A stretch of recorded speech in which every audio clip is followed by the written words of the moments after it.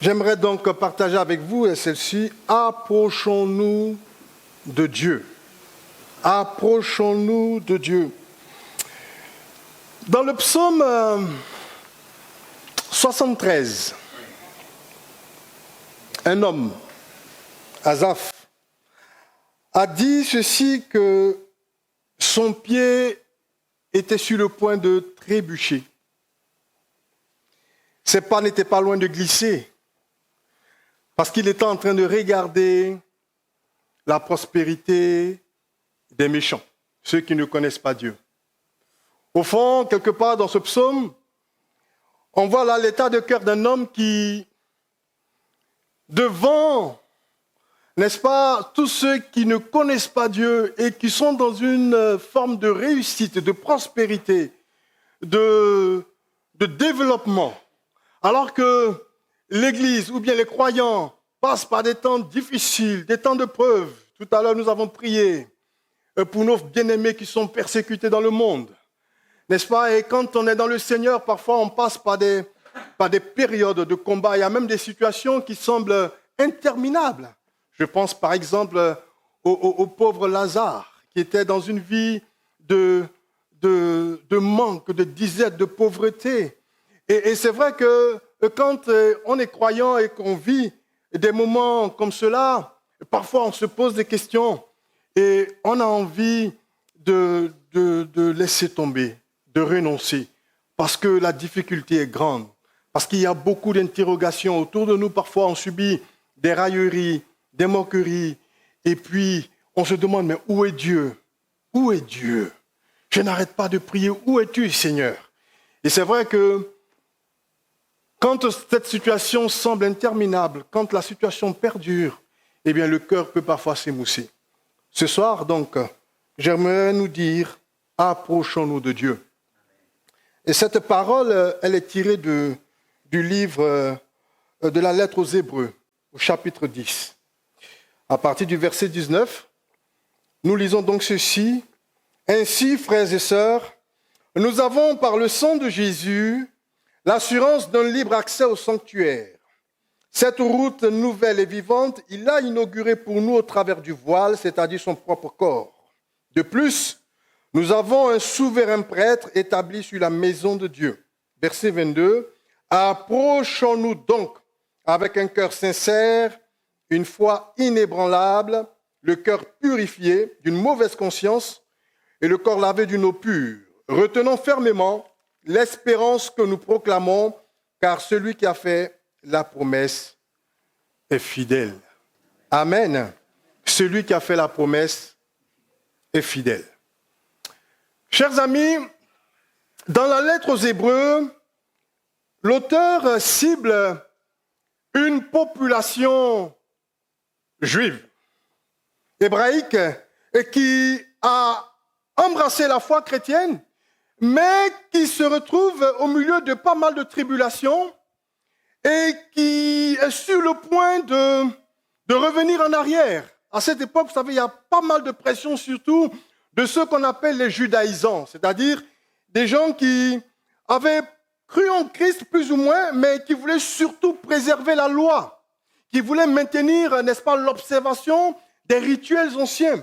Et donc, l'auteur de l'Épître aux Hébreux va donc faire cette lettre à cette communauté pour les encourager. Et il va, dans son épître, véritablement placer Christ au centre, en essayant de démontrer que Jésus-Christ et ce qu'il a accompli est bien au-dessus, est supérieur à ce que l'ancienne alliance pouvait revendiquer comme juste. Il va démontrer que Jésus-Christ est supérieur aux prophètes, que Jésus-Christ est supérieur aux anges, que Jésus-Christ est supérieur à Moïse et à Josué. Il va démontrer également qu'en Christ, nous avons un meilleur sacrificateur. En Christ, nous avons un meilleur sanctuaire. Alléluia. Nous avons en lui une alliance qui est beaucoup plus grande, beaucoup plus supérieure, une alliance parfaite que l'ancienne alliance. Alléluia. Et il va développer tout cela à partir du chapitre 1 jusqu'au chapitre 10. Et à partir du verset 19 que nous avons lu, vous voyez que le verset commence par « ainsi ». C'est donc un connecteur qui nous met en relation avec ce qui a été dit auparavant. Amen. Et il va donc conclure, c'est une chute qu'il est en train de faire. Il dit « Ainsi, frères et sœurs, nous avons par le sang de Jésus l'assurance d'un libre accès au sanctuaire. » Alléluia.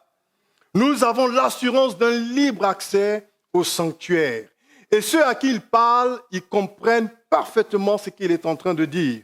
Parce qu'effectivement, dans le contexte de cette lettre, les bien-aimés à qui ils étaient destinés, c'était des gens qui avaient l'habitude, n'est-ce pas, d'être dans l'Ancienne Alliance. Et dans l'Ancienne Alliance, tout le monde ne pouvait pas s'approcher de Dieu. Tout le monde ne pouvait pas s'approcher de Dieu. Vous souvenez-vous que dans le livre d'Exode, chapitre 19, chapitre 20, vous allez voir que le peuple, à un moment donné, avait voulu aller à la rencontre de Dieu, à la montagne de Dieu.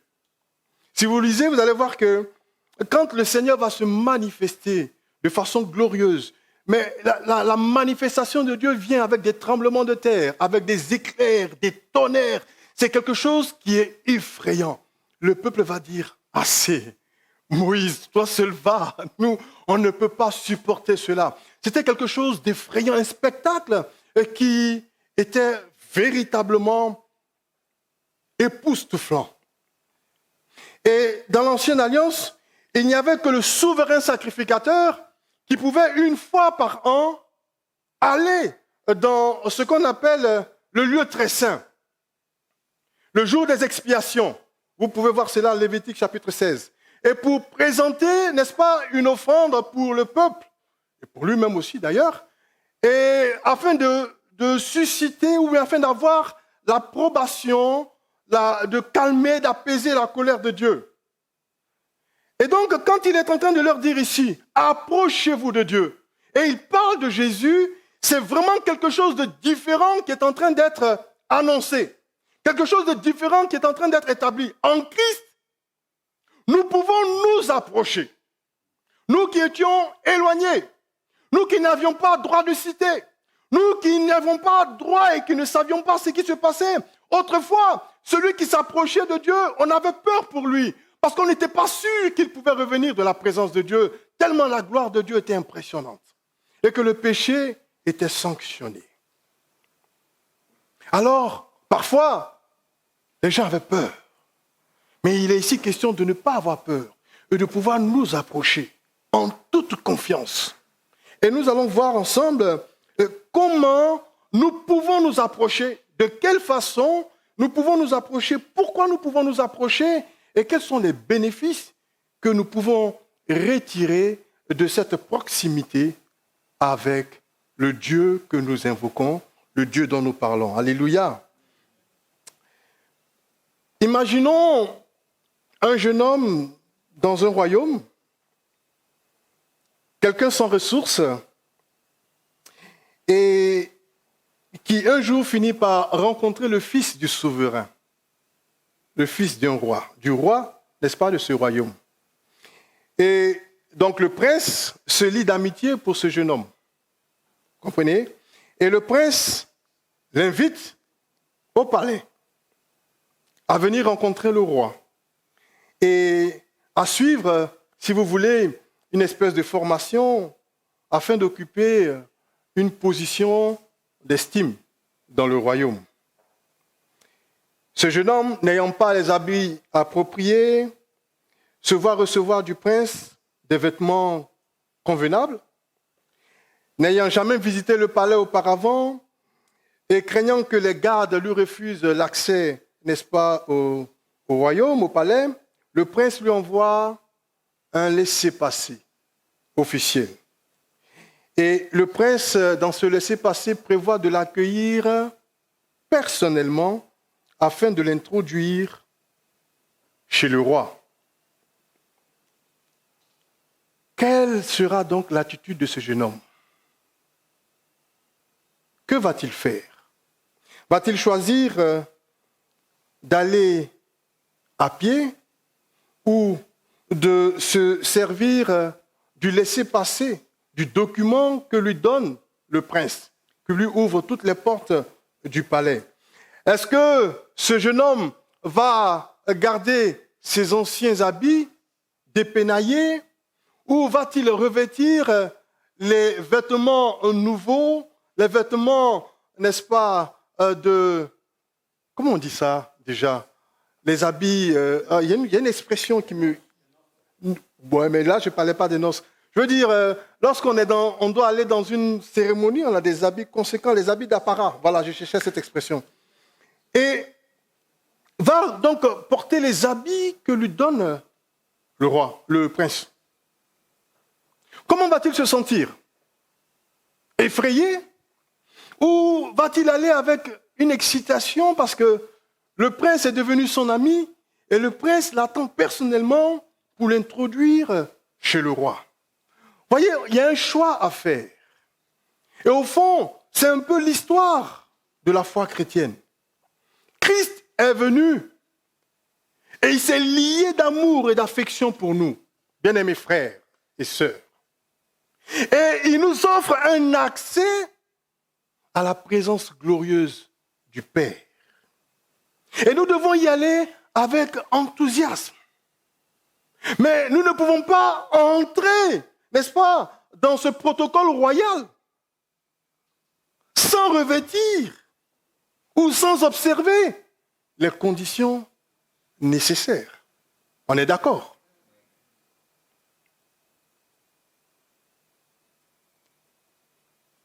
C'est ce que l'Épître aux Hébreux nous invite à faire, en nous appuyant sur l'œuvre de Christ. Dans cette illustration que j'ai voulu faire, le jeune homme va donc aller au royaume, dans le royaume, mais avec le laissez-passer du fils du roi. Ce document qui lui ouvre les portes, ce document qui fait que les gardes et tout ce qu'il y a comme protocole autour pour assurer la sécurité, pour veiller au bon déroulement des choses, du protocole, à la vue de ce document, eh bien, il s'écarte devant le jeune homme qui entre. Et pour le jeune homme, c'est tout un privilège d'entrer dans ce palais qu'il n'a jamais vu, qu'il n'a jamais pu visiter, parce qu'il n'était pas autorisé. Parce que jusque-là, dans le royaume, il était méprisé, il n'était pas vu, il n'était pas considéré. Eh bien, bien-aimés frères et sœurs, la Bible dit que Dieu nous voit, Dieu nous connaît. Et il nous aime. Je veux vraiment m'adresser à une partie de l'Église, à ceux d'entre nous qui sont émoussés dans leur marche, qui sont un peu fatigués, et peut-être sont en train de s'interroger. Il y a tellement de souffrance. Ça fait un bon moment que l'Église prie pour moi. J'ai exercé ma foi. J'ai fait toutes les recommandations, toutes les prescriptions, je les ai suivies. Eh bien, jusque-là, rien. Et je m'interroge. Je suis un peu comme Asaph, je regarde autour de moi. Et ceux même qui ne connaissent pas Dieu semblent avoir une vie agréable. En tout cas, ils sont bien mieux lotis que moi. Et je m'interroge. Je suis exposé aux railleries, aux souffrances. Dans ma famille, on se moque de moi. Dans ma famille, je suis méprisé à cause du nom de Jésus. Mon cœur est lourd. Mon cœur pleure. J'ai du mal à venir aux réunions. J'ai du mal à croire. Tout ce que l'Église annonce, au fond, peut-être que Dieu a ses privilégiés. Au fond, peut-être que ça ne concerne que certains. Et moi, je ne suis pas connu du ciel. Mon sort passe inaperçu devant le Seigneur. Laisse-moi te dire ce soir que non, le Seigneur ne t'a pas oublié. Le Seigneur ne t'a pas oublié. Et il veut que tu t'approches de lui. Il veut que tu continues de croire en lui. Le Seigneur ne t'a pas oublié. Il a envoyé son Fils, Jésus. Jésus est venu sur la terre. Et ce Jésus-là, contrairement aux religions qu'il a trouvées en place, il avait pour coutume d'aller vers ceux qui étaient oubliés, méprisés, jugés, abandonnés. C'est avec eux que Jésus prenait plaisir à communier, à partager les gens simples. Et il fait toutes choses bonnes en son temps. Ne te décourage pas. Il a dit à un homme qui s'appelle Jairus, ne crains point. Ne crains point. Crois seulement.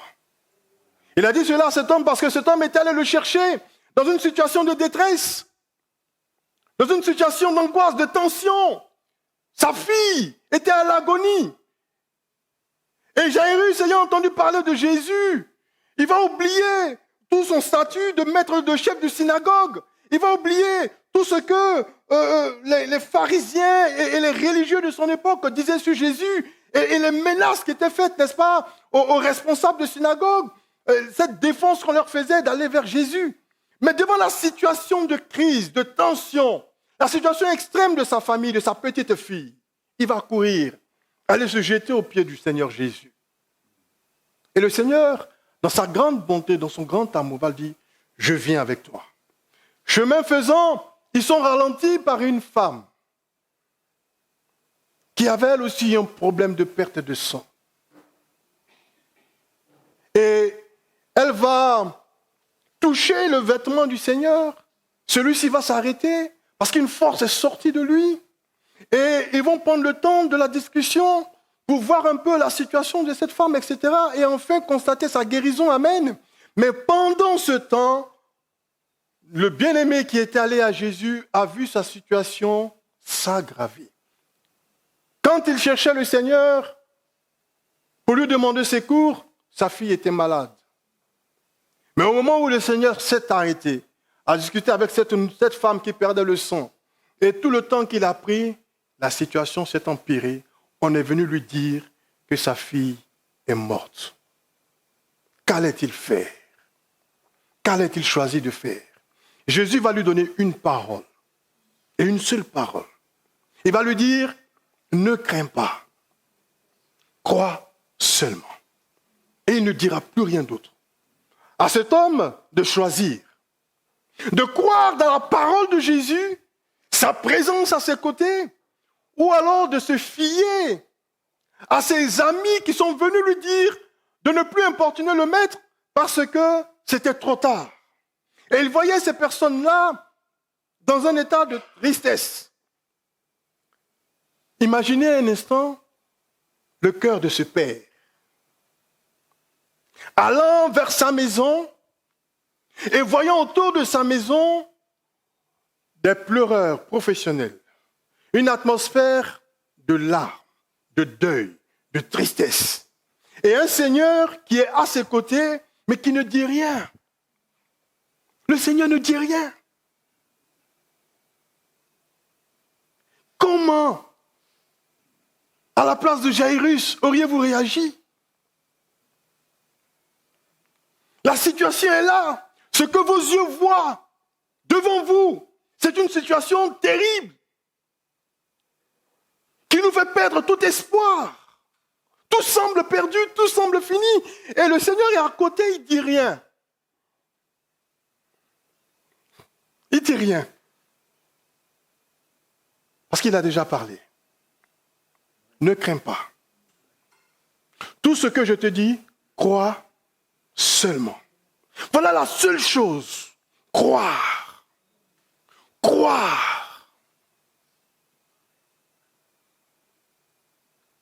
Et aujourd'hui, il nous dit, approchons-nous de lui. Approchons-nous de lui. Pourquoi? Parce qu'il a ouvert la voie. Il a ouvert la voie comment? Par son sang. Par son sang. À la croix. Il est venu pour nous racheter de la vaine manière de vivre. Vous savez, le prophète Ésaïe pouvait dire que ce sont nos péchés, nos crimes, qui mettent une distance, une séparation entre Dieu et nous. Et c'est là la vérité. Mais Christ, par son sang, va venir nous racheter du pouvoir du péché. On appelle cela la rédemption. Par son sang précieux, il nous rachète. Et toujours par ce sang qu'il offre à la croix, il est en train de se donner en victime. C'est une substitution qu'il est en train de faire. Il est en train de prendre notre place. Parce que tant que nous étions esclaves du péché, lorsque nous étions dominés par le péché, que le péché était le maître de notre vie, à cause de cela, la colère de Dieu planait sur nos vies. Suivez. Mais par le sang de Jésus-Christ, premièrement, nous sommes rachetés. C'est-à-dire que nous passons d'un maître ancien à un maître nouveau. Alléluia. Mais ce n'est pas tout. Parce que désormais, nous sommes sous la charge d'un maître nouveau. Ce maître nouveau, par amour, qu'est-ce qu'il fait? Il va maintenant payer notre dette en s'offrant lui-même à notre place. On appelle cela l'expiation.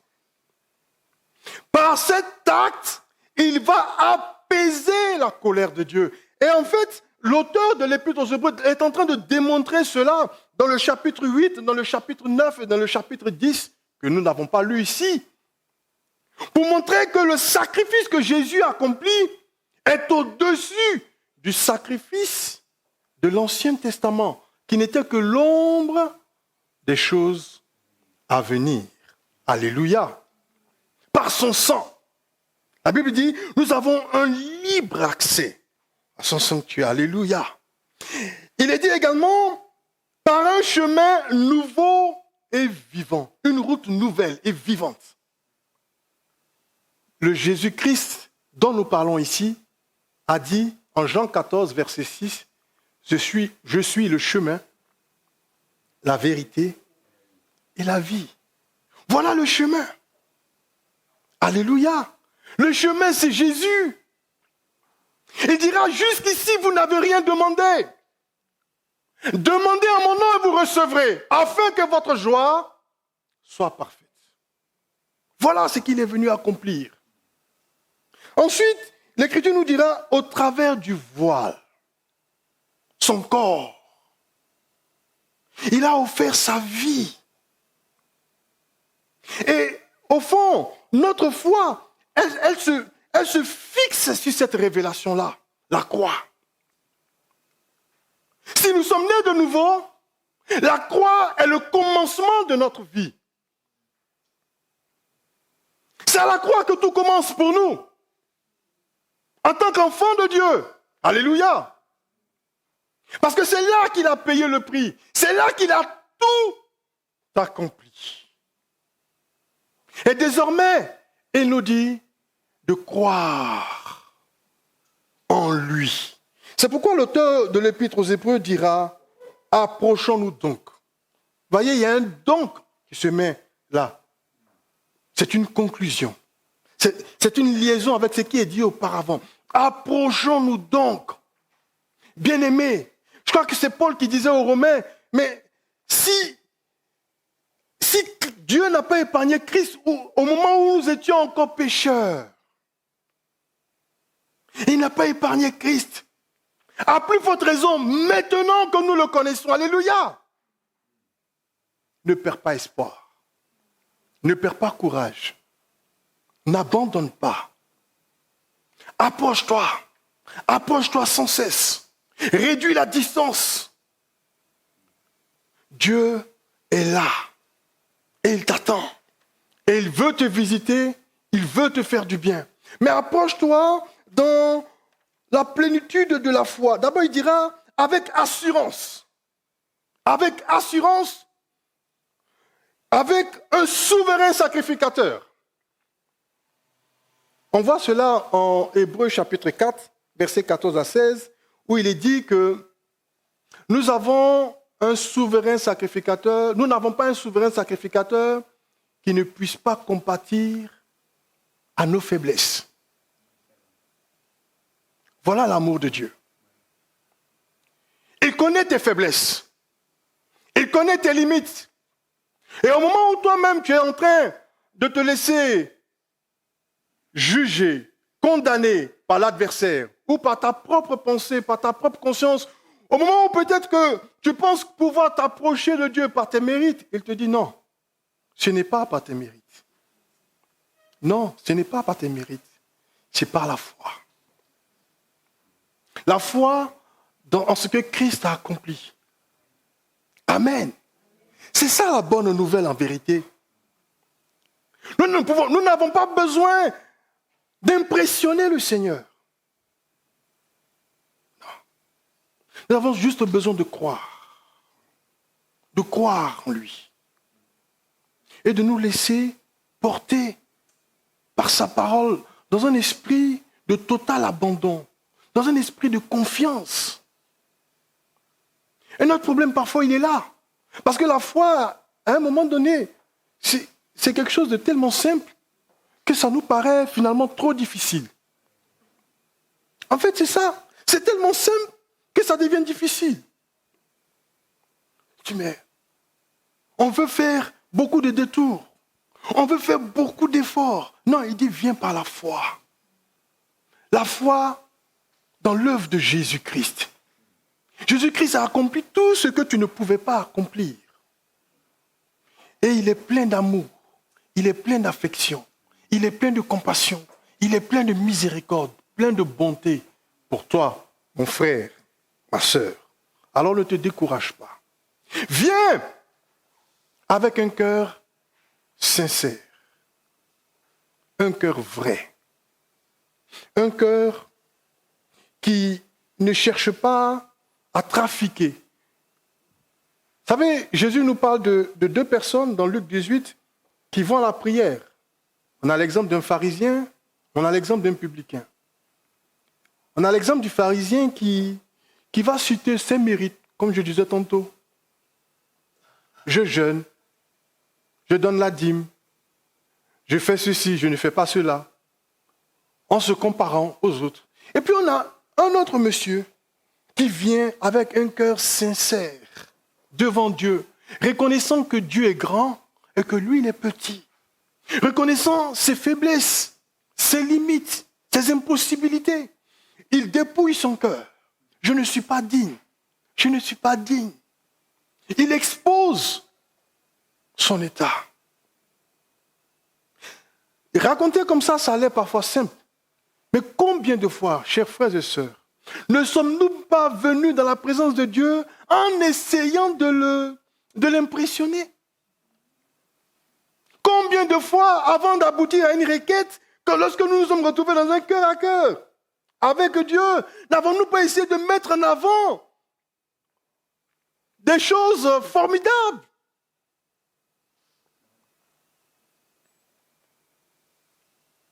Vous savez, le Seigneur connaît nos cœurs. Et parfois, nous n'avons même pas besoin de le dire. Il lit à l'intérieur de ton cœur ton état d'esprit, ta motivation. Dans quel état t'approches-tu?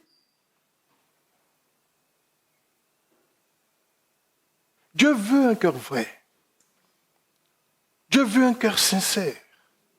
Alléluia. Que Dieu nous aide par son esprit à nous dépouiller de tous ces faux brillants et à être vrais.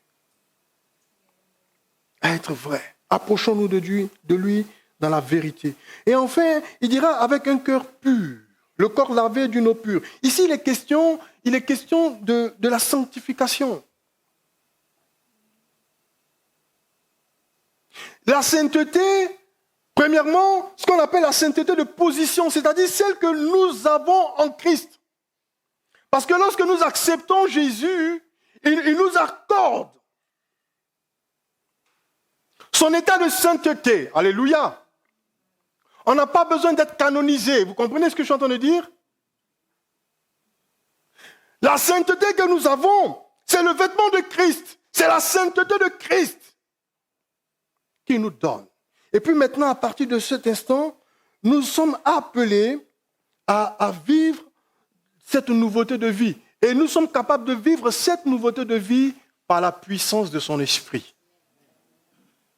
Par la puissance de son esprit. Alors, il est question ici de personnes qui ont pris conscience de cela. C'est extrêmement important parce que Une fois qu'on a accepté Christ, on n'a plus de responsabilité.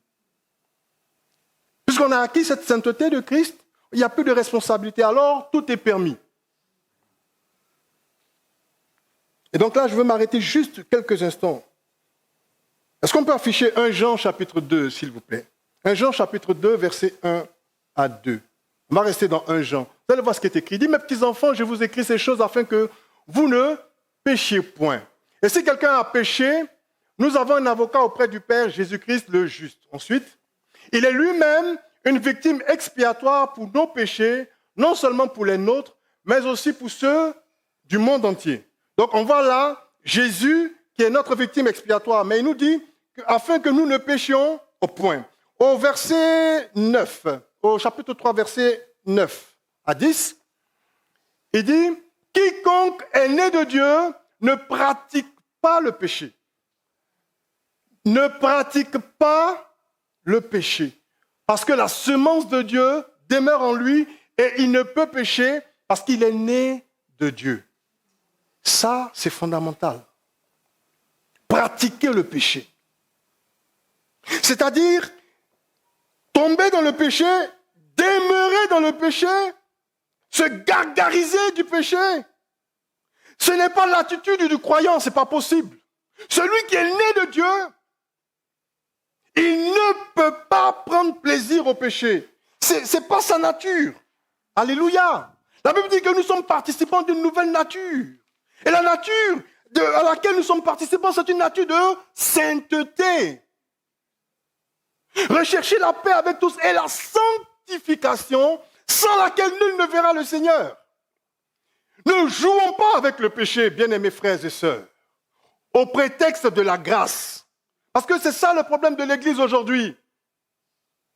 On est sauvé, et alors, au prétexte d'une doctrine qu'on appelle le salut éternel, eh bien, à travers donc les notions ou fausses compréhensions de la grâce, on se croit tout permis. Non, tu as une responsabilité.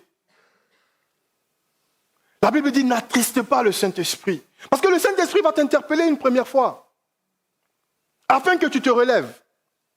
Mais si tu n'obéis pas, alors le Saint-Esprit se retire. Et si tu restes dans cette situation-là,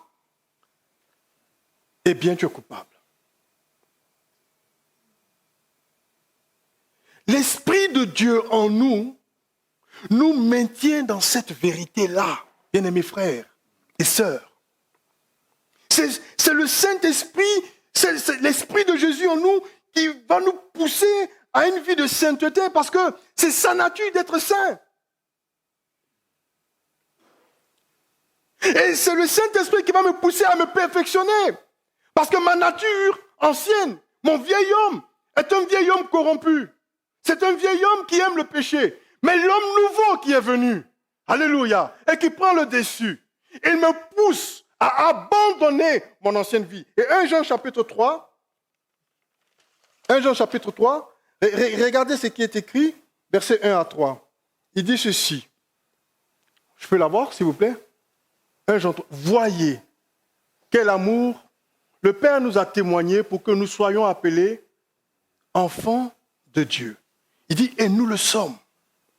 Et nous le sommes, dira-t-il. Il dit, et si le monde ne nous connaît pas, celle qui ne l'a pas connu ensuite, bien-aimés, nous sommes maintenant enfants de Dieu, et ce que nous serons n'a pas encore été manifesté. Mais nous savons que lorsque cela sera manifesté, nous serons semblables à lui, parce que nous le verrons tel qu'il est. Ensuite, quiconque a cette espérance en lui se purifie comme lui-même est. Quiconque a cette espérance se purifie. Voilà la vérité. Si nous avons cette espérance, cela nous pousse à nous purifier parce que nous voulons lui ressembler. Or, il est saint. La Bible dit, celui qui vous a appelé est saint. Et elle dit, soyez saints dans toute votre conduite. Et voilà pourquoi parfois on a des difficultés. Parce qu'on ne veut pas respecter ce protocole de sainteté. Tout à l'heure, on a pris cette illustration. Mais si ce jeune homme entre dans le royaume et qui n'a pas le vêtement requis, malgré toute l'amitié que le prince a pour lui, pourra-t-il circuler dans le royaume? Jésus nous donne une parabole pareille en Matthieu chapitre 22. La parabole des noces. Il y a un homme qui est rentré là, il n'avait pas les vêtements qu'il fallait. La Bible dit que tes vêtements soient blancs en tout temps. Est-ce que tes vêtements sont blancs dans tes pensées? Est-ce que tes vêtements sont blancs dans ton cœur? Est-ce que tes vêtements sont blancs dans ton comportement, ton attitude? Est-ce que tes vêtements sont blancs au travail? Est-ce que tes vêtements sont blancs lorsque tu es loin de cette salle? Lorsque tu n'es pas soumis au regard des frères et sœurs? Vous savez, l'église, ce n'est pas l'église au sein du rassemblement de la communauté qu'on est chrétien. Excusez-moi. Parce qu'ici, c'est bien facile. Là, ici, tout le monde est tolérant, tout le monde est humble, tout le monde est gentil. Parce qu'il y a Laurie qui n'est pas loin, parce qu'il y a M. Musa qui n'est pas loin, il y a le regard de Philippe là-bas, il y a Claude ici, il y a Jennifer là. Ah non, ça va, tout le monde est chrétien. Ils sont comme ça, pieux, tout. Et puis hop, une fois qu'on s'est séparés,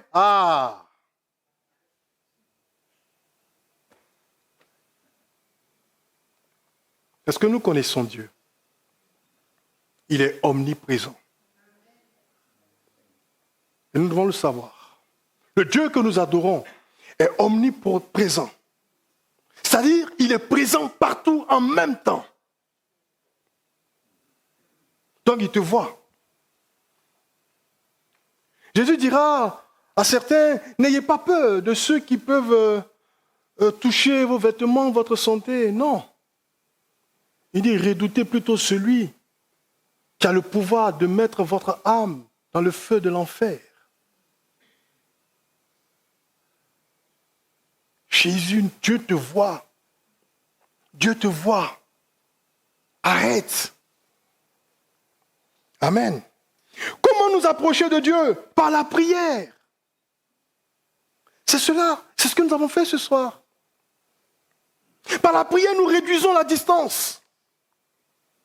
Par la prière, nous rentrons dans son intimité. Par la prière, nous venons au contact. C'est pourquoi nous devons être nombreux justement aux réunions de prière.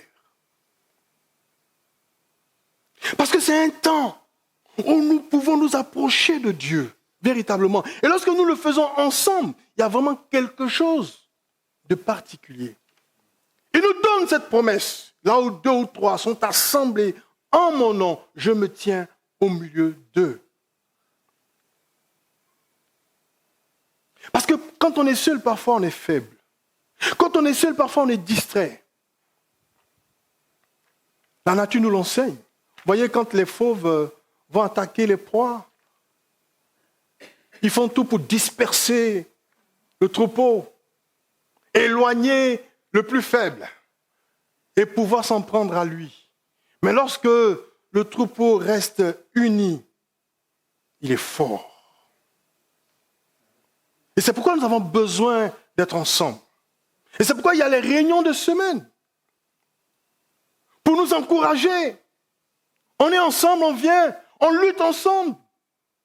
2 valent mieux qu'un. Si l'un tombe, l'autre le relève. Si l'autre a froid, l'un le réchauffe. Alléluia. Et la corde à 3 fils casse difficilement. Voilà. Comment nous approcher de lui? Par la prière. La prière individuelle, bien sûr. Et la prière ensemble, communautaire. Amen. Rappelez-vous la force de la première église, l'église primitive. Actes chapitre 2. Ils persévéraient ensemble dans la communion fraternelle. Et au chapitre 3, il est dit, à l'heure de la prière, Pierre et Jean, ils montaient où? Au temple. Quand? À l'heure de la prière. Il y avait cette prise de conscience qu'il y a quelque chose. Il y a une grâce dans le fait d'être ensemble, de se donner la main d'association, de prier les uns pour les autres ensemble, de porter le sujet devant le Seigneur. Ils avaient conscience de cela. Et cette église était forte. Elle avançait puissamment parce qu'elle était unie. Est-ce que c'est notre cas? Que Dieu nous aide. On s'approche de lui par la lecture de sa parole, par la méditation de sa parole. Il dira à Timothée, exerce-toi. J'aime tellement ce verset. 1 Timothée 4:8, exerce-toi la piété. Et au verset 13, il lui dira, applique-toi. Le temps que j'arrive, il dit, applique-toi à la lecture. Applique-toi à l'exhortation, à la méditation. Alléluia. Et aujourd'hui, malheureusement, l'Église, les chrétiens, n'aiment pas lire la parole de Dieu. Que Dieu nous aide. Mais comment voulons-nous le trouver si nous ne le connaissons pas? Comment voulons-nous voir la bénédiction de Dieu si nous ne le connaissons pas? Le secret est là dans sa parole. Mais c'est extrêmement important, chers frères et sœurs. Je ne peux pas développer, mais je fais juste une petite parenthèse. Vous vous souvenez de Moïse? Vous vous souvenez de Moïse? Dieu l'appelle. Dieu l'appelle. Va pour libérer mon peuple. Avez-vous lu que Dieu l'a attaqué pour le tuer? Ça ne vous semble pas bizarre? Et pourquoi? Parce qu'il n'a pas fait la circoncision. Il ne connaissait pas. Il a négligé.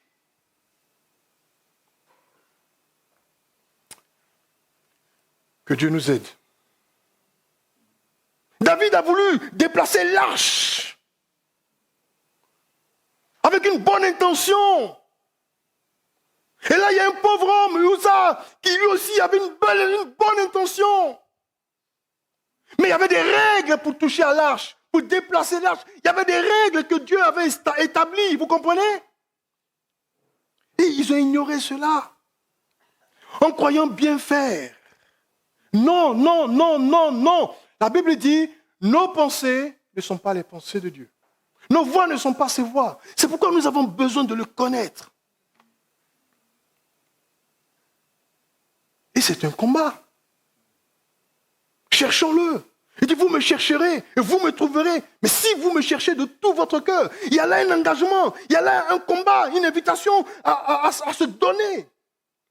Mais nous, on veut que ce soit simple. C'est-à-dire, il faut que je me lève le matin et puis il y a une fraîche qui m'anime. Voilà, comme ça. Et puis je peux prendre ma Bible pour lire. Ça ne va jamais se passer comme ça. Parce que quand tu vas vouloir lire, tu vas voir que tu es fatigué. Il y a ceci. Il y a toujours des combats. Persévère. Oui, parce que c'est une décision que tu dois prendre. Est-ce que tu aimes Dieu de tout ton cœur, de toute ta force, de toute ton âme, de toute ta pensée? Voilà, chers frères et sœurs. Il dit, dans Éphésiens 5, 19, il dira, on peut s'approcher de Dieu à travers la louange. C'est pourquoi dans nos réunions, on s'accorde des moments de chant, de louange. Parce que ça nous permet de disposer notre âme, notre esprit. On commence à faire le vide. Lorsqu'un chant passe, notre esprit commence à faire le vide. Vous voyez comme dans le monde, la musique a un pouvoir sur les âmes, sur les cœurs.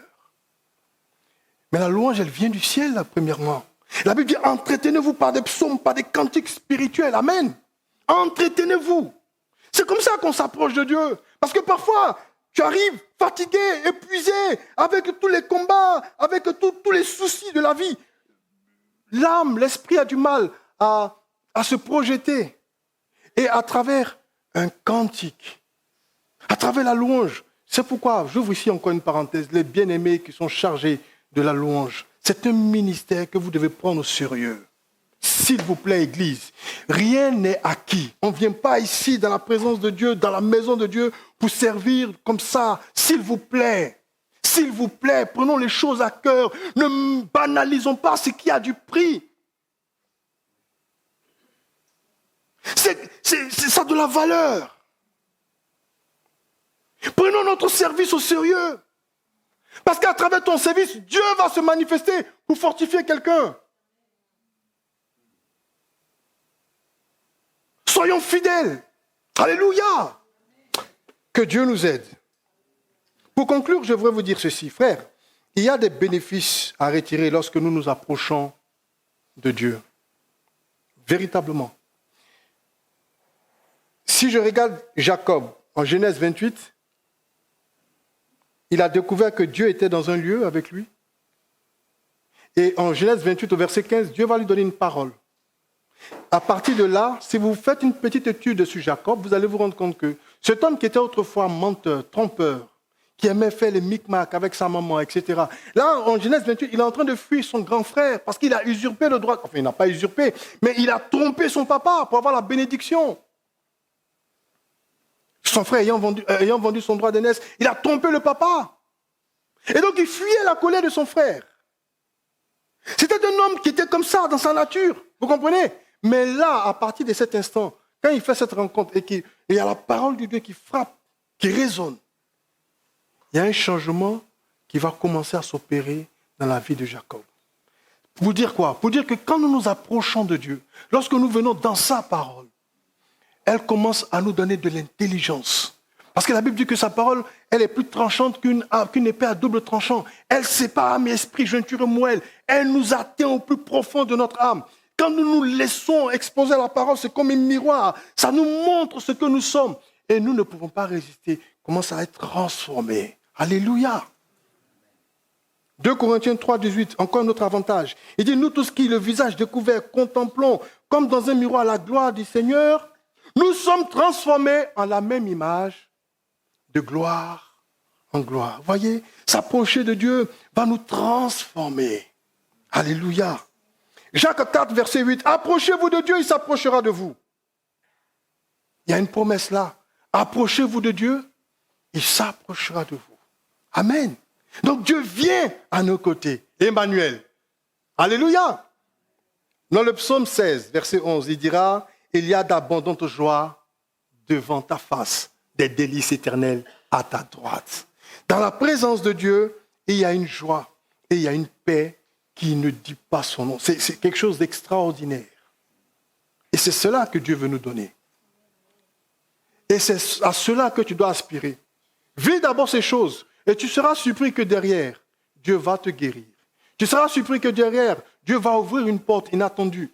Mais d'abord, vis ces choses. C'est-à-dire, au final, à un moment donné, oublie ce que tu es et vois ce qu'il est. Vois ce qu'il est. Et quand tu verras ce qu'il est, alors tu verras, tu seras au bénéfice de ce qu'il peut t'apporter. Il ne s'agit pas de venir prendre la bénédiction. Il s'agit d'être avec le Dieu qui bénit. C'est tout à fait différent. Amen. Que Dieu nous aide à comprendre cela.